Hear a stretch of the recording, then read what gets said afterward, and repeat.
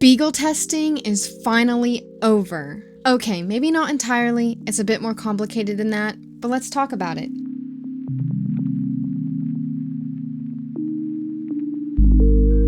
Hey guys! Today's video will be a bit different than usual. I want to talk about some news that came out recently in the animal research field. But first, I will share some personal perspective of my own about this topic. Now, I want to preface that I think this can be a pretty touchy subject, but it is something I find important to talk about, and I will do my best to convey my thoughts and any facts as accurately as possible. For those that know me, I have always been kind of an animal activist at heart. I describe myself that way even though I know that terminology probably puts an image in people's heads of like extreme protesting and PETA and all of that. But I want to be clear that that's not really what I'm about or where I align. I grew up watching things like Animal Cops, Pit Bulls and Parolees, and Blackfish. And like my peers, I read books like Old Yeller, Saving Sasha, and Where the Red Fern Grows. I've been outspoken against anything from poachers and animal traffickers, zoos and SeaWorld, irresponsible dog breeding and breedism, lack of protection for endangered species, lax hunting laws, oil spills, urban sprawl, animal neglect in pet stores, domestic cats outside, and yes, to even animal testing. I feel strongly about the lack of animal welfare laws in other countries, China just being one example I often criticize. I've even considered becoming vegan and vegetarian at one point in my life. I also strive to read over 100 books in Ben Baglio's Animal Arc series because I wanted to be Mandy Hope. I wanted to live the life that she lived as the daughter of traveling veterinarian parents.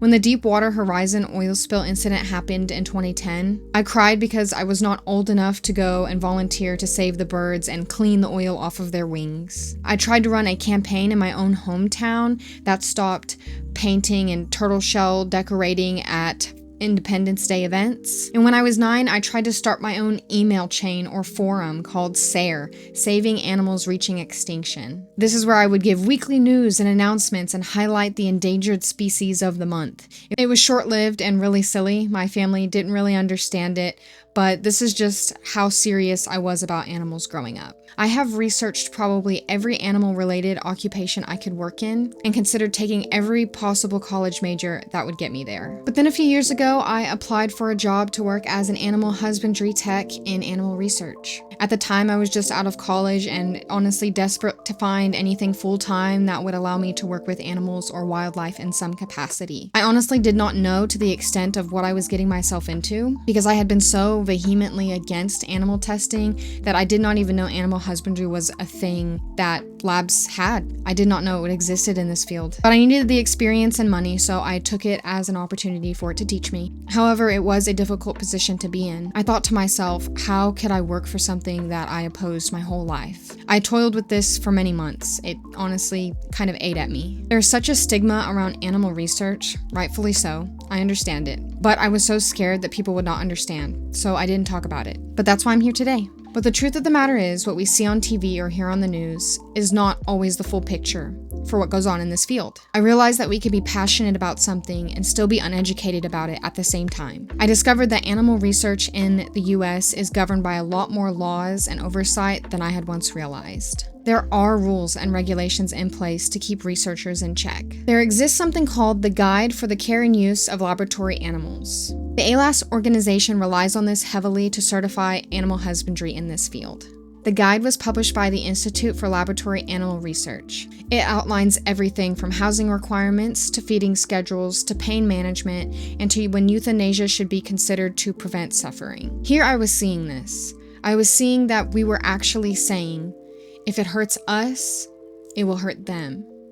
If it were to cause us pain, we have to assume it will cause them pain. Do you know how much that blew my mind? I never thought that animal research had come so far. I don't know, maybe it's just me. Maybe I'm the one who's been living in the 1950s. But even more than that, we were considering species-specific needs in addition to our own empathetic comparison metric. To me, that was huge. Now, there's also the Institute of the Animal Care and Use Committee, federally mandated by the Animal Welfare Act and the Health Research Extension Act. The IACUC is responsible for overseeing research institutions and enforcing ethical practices that abide by the laws and regulations that are outlined in policy and the guide. My job in animal husbandry was to hold researchers accountable too. I was required to take care of the animals every single day, twice a day. This included animal health checks and food and water checks once in the morning and once in the afternoon. Staff coverage in the facilities was 7 days a week. Rain or shine. Literally, no matter the weather, someone had to be there. Arrangements would be made for staff to stay nearby in case there was any kind of ice storm that might prevent them from going home if they were to show up to work that day. Emergency alarms were in place as a safeguard in case of any accidents, such as floodings or power outages, and staff were expected to respond immediately in those situations and come and rescue any animals that could be affected. Additionally, labs had on-site veterinarians, which are way more skilled and knowledgeable about rodent care than any exotic vet I know, by the way. But we worked alongside them too, to make sure all the animals in the facilities were taken care of. We would report any health concerns to them, and if any researchers committed any violations or would not comply with ethics, they got reported to the IACUC. If there were any accidents or incidents that happened in the facilities, the USDA and other governing bodies often required us to report that stuff as public record. And these agencies also did a lot of inspections throughout the year. This was all news to me. All of this opened my mind into more ways than I could ever imagine. It had just been something that was so completely foreign to me that any of these things had been considered in animal research. Knowing that I was the one on the ground every day, taking care of these animals, that I was the one who could make a difference in our animals' well-being, that is one of the few things that got me through this job. The reality is that the addition of animal husbandry roles in research is just one of the modern advancements that this field has made to produce humane and ethical science. So how could I let myself feel shame for being a part of a solution that animal activists have wanted for so long? That I had wanted for so long? As naive as this will surely sound, I could not name one medical advancement that the animal research field had produced, not one specific example, before I became animal husbandry tech in this field. And then I learned that animal research is not only responsible for human medical advancements, but also veterinarian ones as well, such as the rabies vaccine or ivermectin, and many more. I'll never forget one coworker who I had the amazing opportunity of working with and who inspired me deeply. She joined the field because she had a daughter who had been saved by clinical trials. She saw husbandry as her way to give back to the field, to the research, and to the animals. She reminded me a little bit of my own mother, the side of her that loved animals and wanted to rescue any that she came across. She showed me what compassionate, ethical care looks like. She loved those animals deeply and held everyone to high standards. She was the one who made me realize how important our job was. And I knew somewhere inside of her she must have toiled with the same problems I had, and that she could relate to some degree. She helped me come to peace with it. She also helped me to see how animal activism could also hinder ethical progress rather than advance it. Our own facility used to allow outdoor access for certain animals as enrichment. However, eventually these animals had to be kept inside permanently due to public scrutiny, as they could be seen by the public from the outdoors. These animals followed regulation. They were allowed to have them. They followed the laws. But ironically, due to backlash, the facility had to downsize and keep those animals in permanently. And it was animal activism that prevented these animals from having their enrichment and their freedom. This is just one example of many. I'm sure by now everyone's heard about Peanut the squirrel. Peanut was widely known online. The owner was reported for having the pet squirrel and a raccoon, and both were seized and euthanized. The outrage that followed this wasn't just about the law, it was the way that it was enforced and the questionable motivations behind it. Especially after he had already had those pets for a while and they seemed to be in good care. PETA themselves have also been under many questionable acts of activism, such as getting a young girl's chihuahua euthanized after having found it unattended, and also in general having suspicious euthanasia rates in their shelters compared to others. In saying all of this, I realized that animal science is complex. It's nuanced, but so is activism. There are good and bad sides to both. At the end of my time in animal husbandry, I found it to be very exhausting and difficult. I took care of hundreds of animals a day, and I was severely underpaid. We were understaffed and overworked, and it is hard to maintain a sense of positivity and duty around so much heartbreak and lack of support. It is taxing on the body and soul, Vital, but not easy. While there are stringent regulations and dedicated professionals striving for ethical practices, there are also systemic issues and instances of neglect that cannot be ignored. Firsthand experience, I know that while there are some researchers that do care about their animals, there are definitely those that just care about the work. I can say that all of the problems that do arise are 100% a human problem. Animal research has made a lot of improvements in the US, don't get me wrong. But it is not perfect. But there are still instances of neglect, mismanagement, lack of support, and lack of funding to maintain our standards. One case that I heard early on that garnered national attention was the situation with Envigo. Envigo was a breeding facility in Virginia. In 2022, federal inspections revealed numerous violations of the Animal Welfare Act, including inadequate veterinary care and unsanitary living conditions. This led to the rescue of approximately 4,000 beagles and highlighted the need for more reform. I had heard about this because I was told early on that our facilities did not study dogs and were not associated with Envigo, especially as the situation had come to light. I was very thankful for this. I really don't know if my heart could take that. But for those that don't know, at the end of 2024, US President Trump appointed Dr. Jayanta Bhattacharya as the new director of the National Institute of Health. NIH is just one branch under the Public Health Service, which is federally responsible for funding research institutions like the NIH and enforcing policy on the humane care and use of laboratory animals alongside the Office of Laboratory Animal Welfare. Earlier this month, in May of 2025, the new director made the decision to shut down the last federally funded Beagle Research Laboratory. It was the NIH's facility in Bethesda, Maryland. This lab had been conducting experiments on beagles for decades, often involving invasive procedures of the animals that resulted in euthanasia. They also, like many research facilities, had ties to Envigo.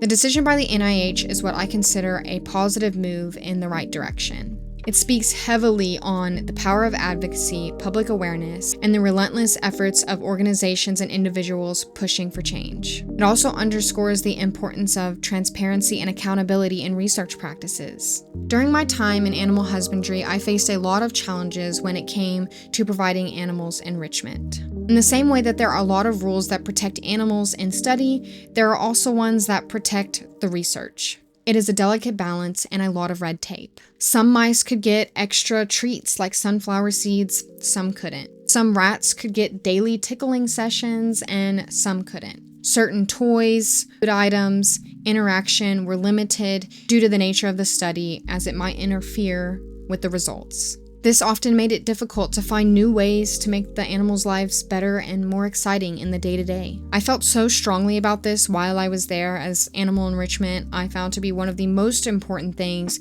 animals in captivity could be provided, that I decided to conduct my own research that would hopefully directly benefit the lives of animals in research, especially ones in my care. I saw firsthand how things didn't really look right, and I wanted some of it to be changed. This study was purely behavioral, meaning I observed them, provided them a piece of enrichment, and observed how they interacted with it, but it was not invasive. And it sought to answer two questions.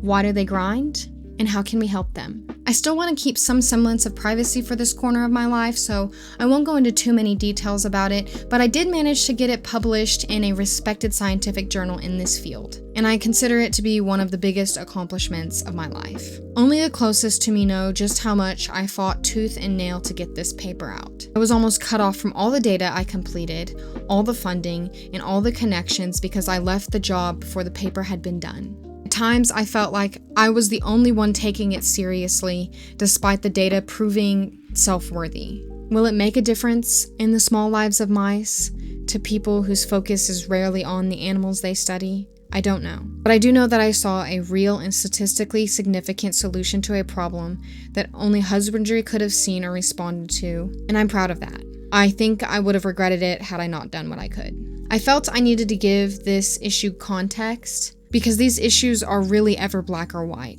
And with my previous experience being what it was, I feel better talking about these things from a more informed place than where I used to be when I was more emotionally charged and ignorantly driven. If it wasn't for this experience, I would not have adopted my first group of pet mice. And it was actually working around rats in a lab that I learned rats are great pets, they're great animals, and severely misunderstood. I became more educated on rodent care, health, and behavior than anyone I know and most of the vets that I know. There is such a stigma around these animals too. I have noticed there's a lot of fear or hesitancy in this field for people to speak out or talk about their involvement with it, likely due to public feedback and confidentiality, including myself, obviously. And I know that there will probably be people out there that are still going to be judging me for sharing any of this, but I think it's important for people to hear about it. I still consider myself an animal activist, what that looks like to me, but I just wish I had come at it with all the facts first. In saying all of this, I think the Beagle research getting shut down was one of the best news I heard all week. I understand that animal research has saved lives, has saved other animals' lives, but it's not an excuse to continue unethical practices. There have been proven methods to do research ethically and transparently. I've seen it. And if our government institutions can't meet the standards, then we deserve to know.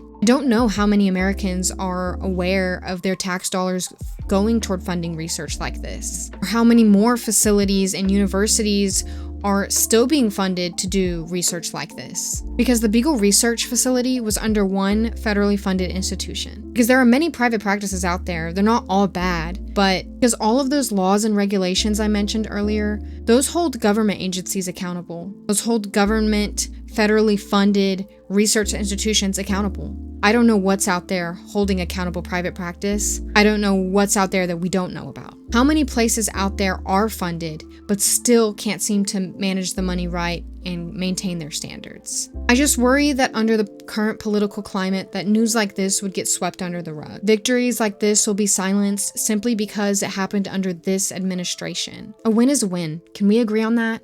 I hope for today we don't look at this issue for the sake of any agenda. Is this something we can allow ourselves to celebrate?